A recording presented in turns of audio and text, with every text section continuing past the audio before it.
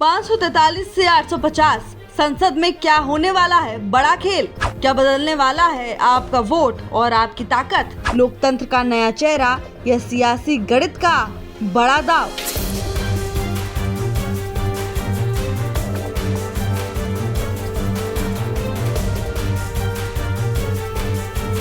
देश की राजनीति बड़े बदलाव के मुहाने पर खड़ी है और इस बार बदलाव सिर्फ सत्ता का नहीं बल्कि पूरे सिस्टम का है।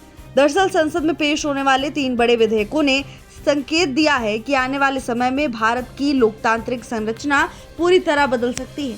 सबसे बड़ा और चौंकाने वाला प्रस्ताव, लोकसभा की सीटें 543 से बढ़ाकर करीब 850 करने की तैयारी। यानी अब संसद में सांसदों की संख्या काफी ज्यादा हो सकती है और इसका सीधा असर देश के हर वोटर के प्रतिनिधित्व पर पड़ेगा। अब सवाल ये कि आखिर इतनी बड़ी बढ़ोतरी क्यों? इसकी वजह है देश की तेजी से बढ़ती आबादी और बदलता जनसांख्यिकीय संतुलन। कई संसदीय क्षेत्रों में आज 25 से 30 लाख मतदाता हैं। ऐसे में एक संसद के लिए हर व्यक्ति तक पहुंचना मुश्किल हो गया है। नए बिल के जरिए इस असंतुलन को ठीक करने की कोशिश की जा रही है। इसके साथ ही संविधान के अहम अनुच्छेद 81, 82 और 170 में बदलाव का प्रस्ताव है, जिसमें परिसीमन यानी सीटों के बंटवारे की प्रक्रिया अब पहले जैसे ऑटोमेटिक नहीं रहेगी, बल्कि संसद और परिसीमन आयोग तय करेंगे कि कब और कैसे सीमाएं बदलेंगी।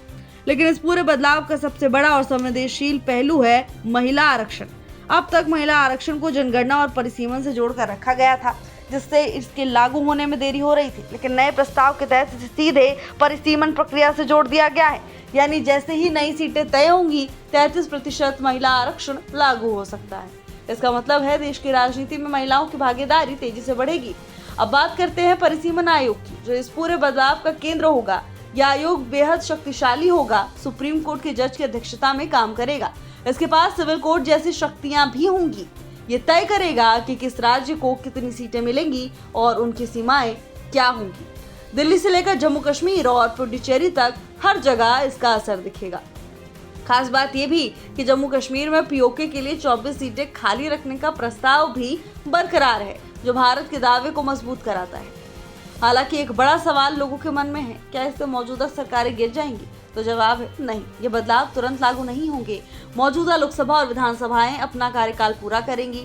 नए नियम अगले चुनाव से लागू होंगे। कुल मिलाकर ये 3 विधेयक सिर्फ कानून नहीं बल्कि भारत के लोकतंत्र का नया ब्लूप्रिंट है। एक ऐसा ब्लूप्रिंट जो प्रतिनिधित्व बढ़ाएगा, महिलाओं को ज्यादा हिस्सेदारी देगा और देश को एक नए राजनीतिक दौर में ले जाएगा। लेकिन सबसे बड़ा सवाल अभी भी बाकी है, क्या ये बदलाव सच में लोकतंत्र को मजबूत करेंगे या फिर राजनीति का गणित पूरी तरह से बदल कर रख देंगे?